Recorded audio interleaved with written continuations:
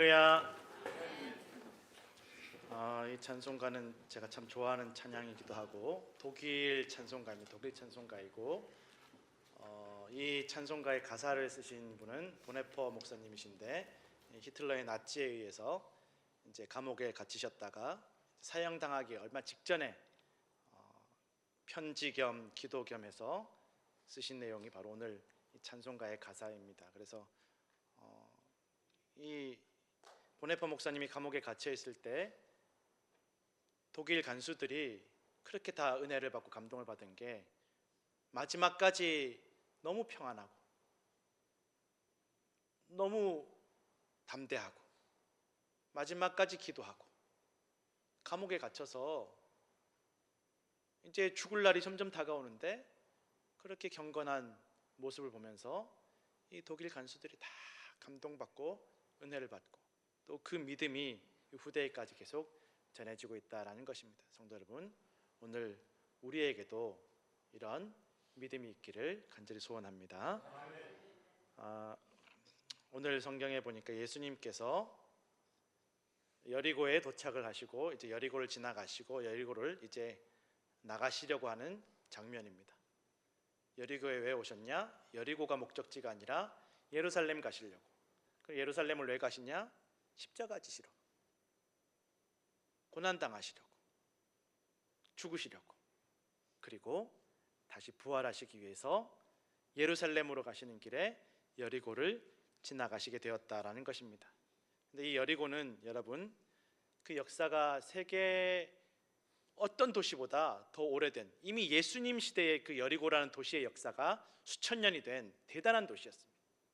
너무너무 살기 좋고 너무너무 사람들이 많이 모이고, 그래서 그 로마 시대에 로마의 황제가 이 여리고라는 도시를 클레오파트라한테 막 선물로 바치면서 이렇게 환심을 사려고 했던 도시였고, 또 예수님 시대 헤롯 대왕이 이 여리고라는 곳에 겨울 궁전을 지어서 겨울이 되면 이곳에 와서 휴양하다가 가는 그런 아주 좋은, 왕과 황제들이 너도 나도 와서 쉬기를 원하는, 또 이 이스라엘과 유다의 왕들뿐만 아니라 주변의 수많은 나라의 왕들, 권력자들, 부자들이 다 여기 와서 좀 쉬었다 가고 싶은, 그러니 얼마나 여러분 이 도시에 돈 많은 사람들이 넘쳐나고 권력자들이 넘쳐나겠습니까? 얼마나 대단하겠습니까? 얼마나 물자가 넘쳐나겠습니까? 얼마나 돈이 넘쳐나겠습니까? 얼마나 웃음소리가 넘쳐나고 얼마나 기쁨이 넘쳐나겠습니까? 즐거움이 넘쳐나겠습니까?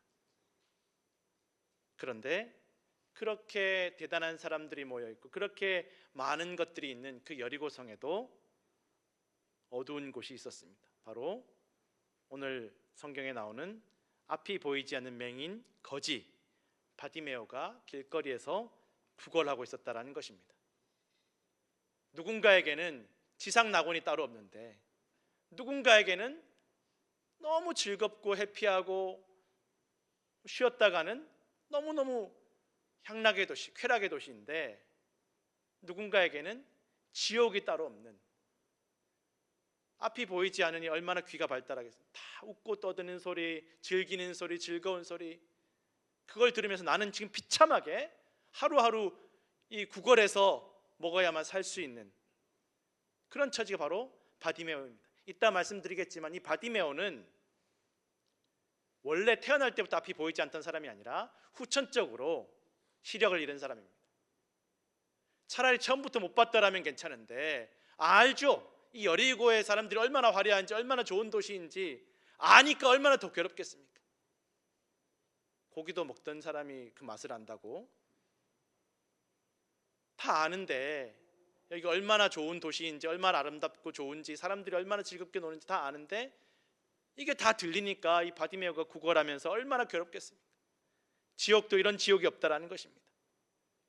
그런데 오늘 성경에 보니까 바디메오에 대해서 설명하면서 바디메오는 디메오의 아들이다라고 설명하고 있는데, 이 바디메오라는 이 이름은 이 오늘날의 이 시리아 쪽 언어인 아람어로 바디메오이고, 이게 원래는 이제 디메오의 아들이라는 뜻이고, 이걸 굳이 이제 성경이 기록된 그리스 말로 이게 디메오의 아들이다라고 설명을 한 번 더 해주고 있습니다. 그러니 사실 무슨 말이냐? 바디메오는 자기 이름이 없어요. 바디메오가 이름이 아니라 누구 아들, 누구 집 아들, 그냥 그렇게 불리는 거예요. 자기 이름도 없어요. 돈도 없고 시력도 없고 이름도 없어요. 내 이름이 없는 거예요. 그리고 바디메오, 디메오의 아들이란 말은 조금 다르게 비꼬아서 말하면 쓰레기의 아들이라는 의미도 담고 있다는 거죠. 쓰레기 아들, 쓰레기 자식. 이게 사람들이 바디메오를 부르는 이름이었습니다. 그 화려한 곳에서, 그 꿀이 흐르는 곳에서, 젖과 꿀이 흐르는 곳에서 바디메오는 이름도 없이 길거리에서 구걸하며 앞을 보지 못하고 이 처지와 형편에 나아줄 아무런 희망도 소망이 전혀 없는 그런 인생을 하루하루 살아가고 있었다라는 것입니다. 죽음의 소용서와 다를 바가 없습니다. 그런데 이 바디메오가 그날도 어김없이 길거리에서 구걸하고 있었습니다. 그래 뭐 죽지 못하니까 살아야 되니까, 그렇게라도 살아야 되니까. 그래 사람들이 수군거리는 거예요. 저 나사렛 예수가 왔다. 나사렛 예수가 왔어. 나사렛 예수야. 그 소리를 바디메오가 듣자 바디메오가 소리를 지릅니다. 다윗의 자손이여, 나를 불쌍히 여겨주옵소서. 다윗의 자손 예수여, 나를 불쌍히 여겨주옵소서. 나 좀 불쌍하게 여겨주옵소서. 구걸하려고 소리 지르나 보다.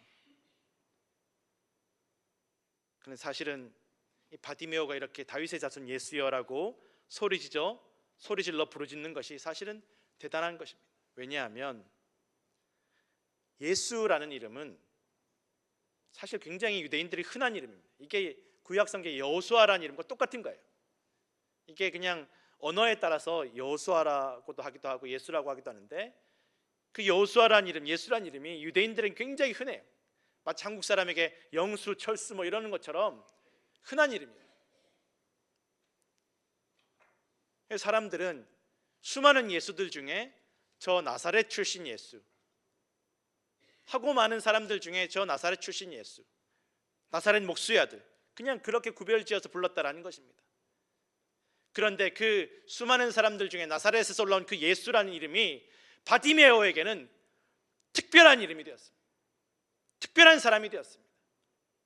누구와도 바꿀 수 없는 이름, 다윗의 자손 예수가 되었습니다. 다윗의 자손이라는 말은 당시의 유대인들에게는 메시아라는 말과 똑같은 말입니다. 메시아, 구원자, 나를 구원해 주실, 나의 지옥 같은 인생에서 나를 구원해 주실 분, 구원자, 나를 구원해 주실 분 예수님, 나를 불쌍히 여겨 주옵소서.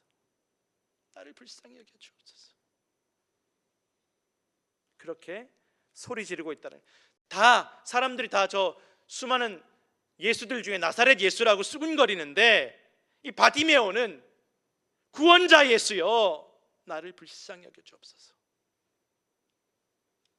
성도 여러분, 오늘 우리에게 예수님은 누구이십니까? 그냥 역사 속에서 흘려 지나간 한 종교를 일으킨 한 사람, 좋은 말 해주셨던 한 사람, 착하게 살다 억울하게 죽은 한 사람일 뿐이십니까? 오늘 예수님은 나에게, 우리에게 어떠한 분이십니까? 마태복음 16장 15절에서 19절 말씀 함께 읽겠습니다. 이르시되 너희는 나를 누구라 하느냐? 시몬 베드로가 대답하여 이르되 주는 그리스도시요 살아계신 하나님의 아들이시니이다. 예수께서 대답하여 이르시되 바요나 시몬아, 내가 복이 있도다. 이를 내게 알게 하니는 혈육이 아니요 하늘에 계신 내 아버지시니라. 또 내가 내게 이르노니 너는 베드로라. 내가 이 반석 위에 내 교회를 세우리니 음부의 권세가 이기지 못하리라. 내가 천국 열쇠를 내게 주리니 내가 땅에서 무엇이든지 매면 하늘에서도 매일 것이요 내가 땅에서 무엇이든지 풀면 하늘에서도 풀리리라 하시고. 아멘. 성도 여러분, 오늘 예수님을 우리의 구원자로, 우리 인생과 생명의 주관자로, 살아계신 하나님의 아들로 고백하시고 주님의 권능을 받으시고 모든 절망과 사망과 어두움의 권세를 이기시는, 승리하시는 성도들 되시기를 축원합니다. 그리고 예수님께서 이 여리고에 오셨을 때 바디메오 때문에 오신 게 아닙니다. 지나가는 길이었습니다. 내가 저 바디메오 내가 고쳐줘야 되겠다 하고 바디메오 때문에 오신 게 아니었습니다. 여리고를 지나가고 바디메오를 지나가시는 것입니다. 그리고 이미 거의 다 지나가서 여리고성을 나서기 직전이었습니다. 그때 기회가 왔을 때, 예수님을 부를 기회가 왔을 때 바디메오는 그 기회를, 그 때를 놓치지 않고 예수님을 구원자로 부르짖으며 기도하며 도움을 요청하고 믿음을 보여드리는 것입니다. 그 기회를 놓치지 않는 것입니다. 성도 여러분, 우리가 하나님께, 예수님께 믿음으로 고백할 기회, 기도할 기회, 예배할 기회 계속 있지 않습니다. 지나갑니다. 어쩌면 거의 다 지나갔을지도 모르겠습니다. 우리가 믿음으로 고백할 기회, 믿음으로 간구할 기회, 부르짖어 기도할 기회, 하나님께서 우리의 믿음을 보실 기회가 왔을 때 그 기회를 놓치지 마시기를 부탁드립니다.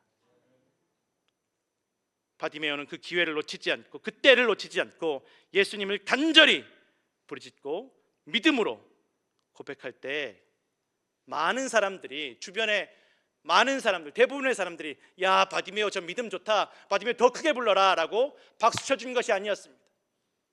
조용 좀 해, 가만히 좀 있어, 왜 설쳐, 적당히 해, 적당히 믿어, 살던 대로 살아,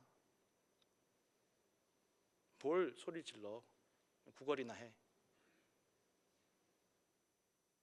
한두 명이 아니라 바디메오 주변에 많은 사람들, 멀쩡한 사람들, 예수님을 따라다니는 사람들, 예수님 바라보는 사람들이 다 바디메오를 말리고 책망하고 지적하고 비난하고 훈계하고 조롱하였습니다. 성도 여러분, 우리가 교회 다닐 때, 기도할 때, 신앙생활할 때, 봉사할 때 이게 참 고상하고 젠틀하지 않습니다. 교회 다니면 다 고상하고 젠틀할 것 같은데 끊임없이 우리는 믿음의 도전을 받습니다. 신앙의 도전을 받습니다. 예배하려고 할 때, 기도하려고 할 때, 봉사하려고 할 때, 찬양하려고 할 때, 하나님 앞에 내 믿음을 고백하려고 할 때 끊임없이 반대에 직면합니다. 가까운 가족이 반대하고, 교회 안에서도 반대하고, 하나님 믿는 사람들이 반대하고, 직장과 사회에서 믿음 없는 사람들도 반대하고, 우리의 신앙은 끊임없이 도전받고 책망받고 비난받고 조롱받습니다. 그리고 많은 사람들이, 많은 성도들이 그때 비난받을 때, 방해받을 때 낙심하고 포기하고 적당히 맞추어 살아갑니다. 그래, 적당히 살아야지, 맞춰서 살아야지. 오늘 바디메오는 많은 사람들이 꾸짖을 때 낙심하고 포기하지 않습니다. 더 크게 부르짖습니다. 다윗의 자손이여, 메시아여, 구원자여, 그리스도여, 왕이여, 나를 불쌍히 여겨 주옵소서. 나를 불쌍히 여겨 주옵소서.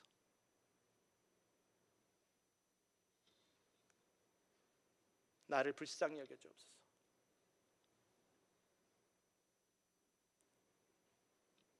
당당하게 요구하는 것이 아니었습니다.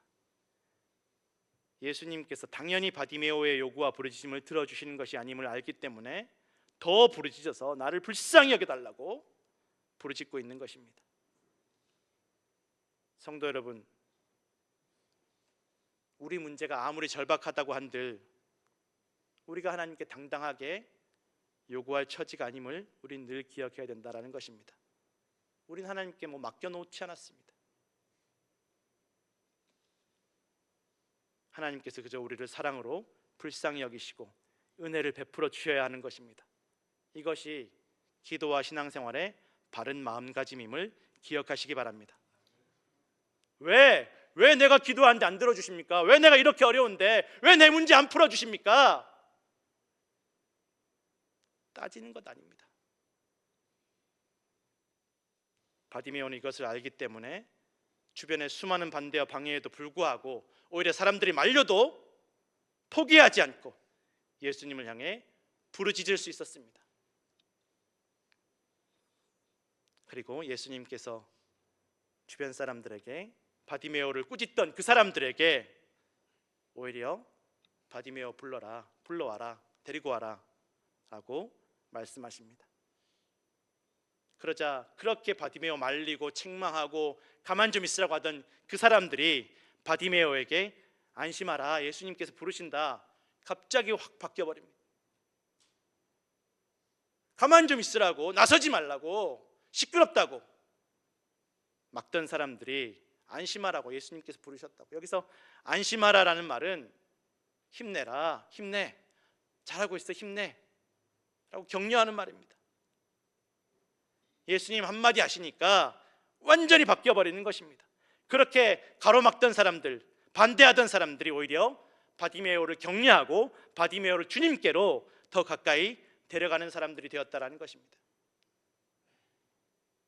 성도 여러분, 포기하지 않으면, 주님을 향해 간절히 부르짖으면 우리의 기도와 예배를 반대하던 모든 이들을 통해서도 우리를 격려하게 하시고 우리를 주님께로 더 가까이 불러주실 것을 믿으시기 바랍니다. 그러자 바디메오가 겉옷을 내버리고 뛰어 일어나 예수님께 달려갔다라고 성경은 기록하고 있습니다. 겉옷 걸리적거리니까 벗어버리고 예수님께 뛰어가는, 아니 뭐 당연할 것 같지만 유대인들에게 이 겉옷은, 특별히 바디메오에게 이 겉옷은 버릴 수 없는 것입니다. 버려서 안 되는 것입니다. 이 유대 지역은 일교차가 큽니다. 낮에는 너무 뜨겁고 덥고 건조하고 밤에는 너무 춥고, 그래서 이 겉옷은 이불이 되기도 하고 침낭이 되기도 합니다. 집이 없는 사람들에게는 집이 되기도 합니다. 그래서 유대인들은 속옷은 빼앗기고 속옷은 빌려줄지라도 겉옷은 절대 빼앗기거나 누군가에게 주지 않습니다. 정 급할 때는 이 겉옷을 전당포에 맡기고 돈을 빌리기도 합니다. 그리고 유대의 율법에는 하나님께서 모세를 통해서 명령하시길, 누군가의 겉옷을 저당 잡아서 돈을 빌려주면 돈을 돌려받지 못할지라도 겉옷을 해가 지기 전에 돌려줘라, 안 그러면 그 사람 죽는다라는 거예요. 마지막 생명줄입니다. 더군다나 바디메오에게, 이름도 없는 바디메오, 가족도 없는 바디메오, 돈도 없는 바디메오에게 이 겉옷은 마지막 남은 집이고 친구이고 가족이고 보호자라는 것입니다. 마지막 자신을 따뜻하게 해주고 그늘을 만들어주는 마지막 남은 생명과도 같은 것이 겉옷인데, 예수님 부르시니까 팽개치고 뛰어갑니다. 바디메오에게는 이 겉옷보다 예수님이 더 중요하고, 예수님께서 내 문제를, 겉옷과는 비교도 할 수 없는 내 문제를 해결해 주실 것이라는 그 믿음이 있었다는 것입니다. 뛰어갑니다.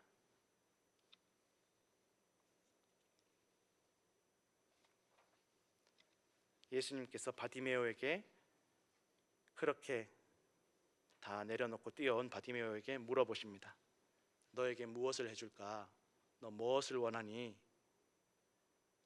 그때 바디메오가 내가 보기를 원합니다 라고 말씀드립니다.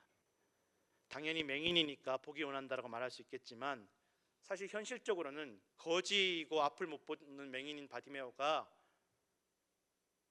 이제 예루살렘으로 온 예수님에게 소리 질러서 돈 한 푼 줍시오, 돈 좀 주세요 라고 하는 게 사실은 더 자연스럽고 당연하다라는 것입니다. 이 눈은 아무도 못 뜨게 하는 거예요. 시력, 이미 잃어버린 시력을 누가 되찾아주겠습니까?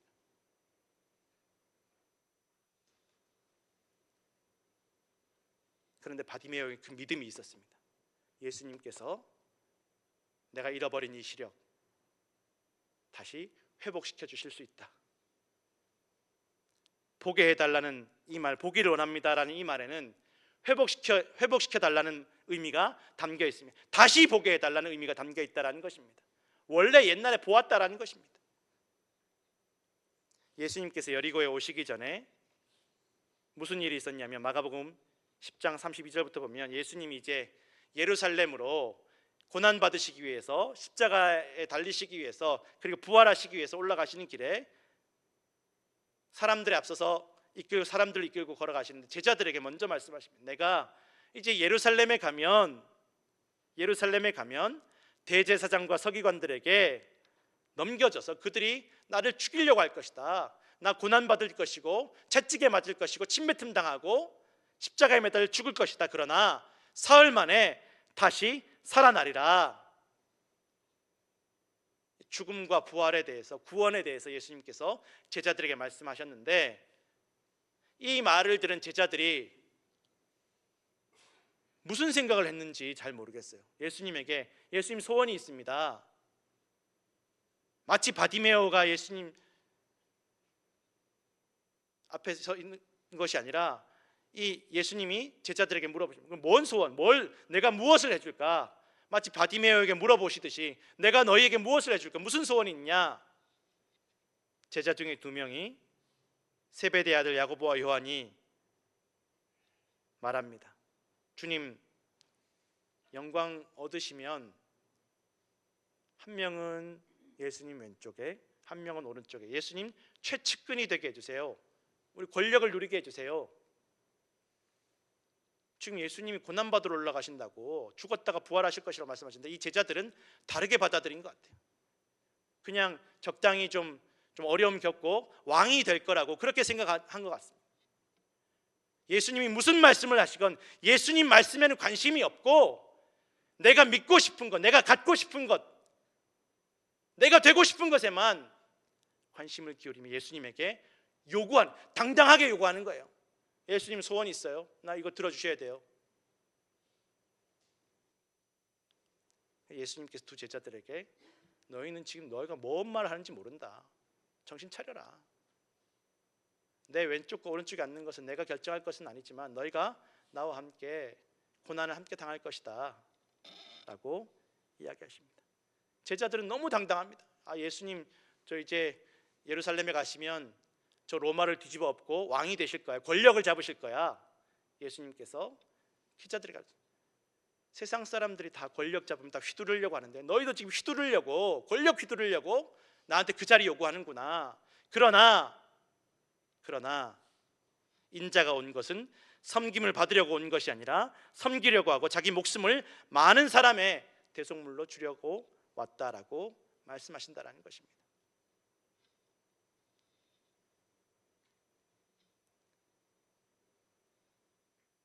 그런데 바디메오는 지금 예수님에게 내 눈을 다시 회복시켜 달라고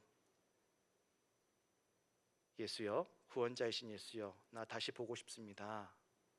나 불쌍히 여겨달라고 그렇게 부르짖었다라는 것입니다. 그때 예수님께서 바디메오에게 내 믿음이 너를 구원하였다라고 말씀하시며 눈도 뜨고 모든 죄에서 구원받았음을 성경은 기록하고 있다라는 것입니다.